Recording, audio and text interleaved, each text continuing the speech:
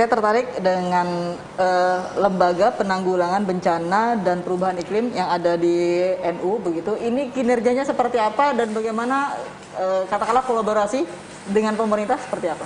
Ya, memang kalau betul kata Pak Ustaz Santo tadi itu, hari ini memang kata kuncinya 3 itu, kerjasama, sinergi, kolaborasi.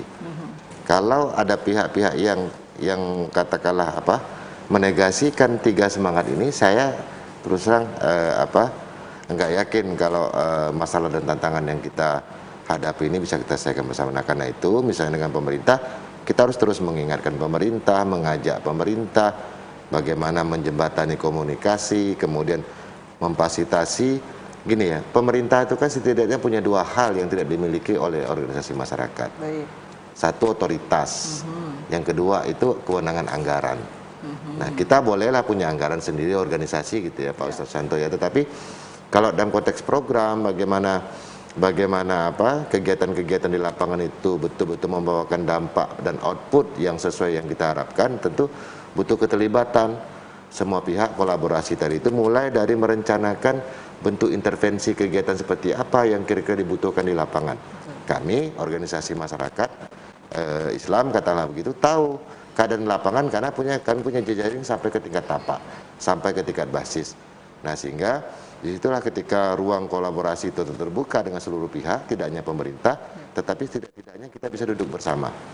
Nah, kalau soal misalnya penanggulangan bencana dalam konteks peran LPBI, memang selama ini dengan BNPB bermitra terus dan selalu terlibat dalam penanggulangan bencana dimanapun.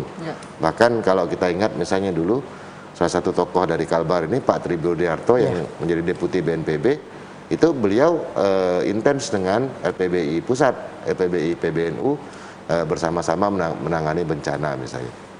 Nah, jadi karena memang kalau positioning PBNU hari ini kan betul-betul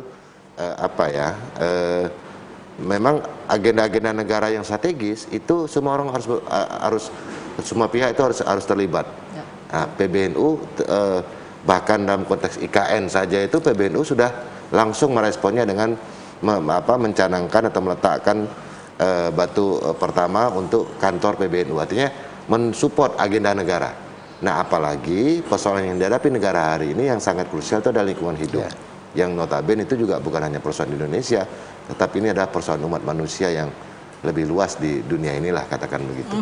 Pak Hermawan, cukup tidak kemauan yang besar untuk memperbaiki lingkungan tanpa anggaran? Bisa saja, bisa saja. Misalnya semua organisasi punya anggaran kegiatan, termasuk di NGO ya. Saya kan besar-besar di dunia NGO. Kami tidak pakai anggaran pemerintah, tapi kita bisa bekerja dan sumber daya anggaran itu bisa kita cari dari berbagai macam peluang, program dan lain-lain. Nah, tetapi kan hari ini tidak bisa kita bekerja sendiri, apalagi merasa benar sendiri.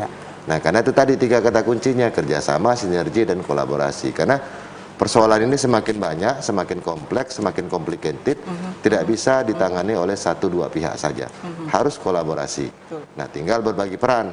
Misalnya pemerintah pada ranah apa, kami organisasi kemasyarakatan pada ranah apa. Lalu yang ketiga, memastikan bahwa program dan kegiatan itu betul-betul dapat dilaksanakan sesuai dengan yang kita inginkan bersama, yang kita sepakati bersama, gitu. Sehingga dampaknya pun bisa kita ukur gitu.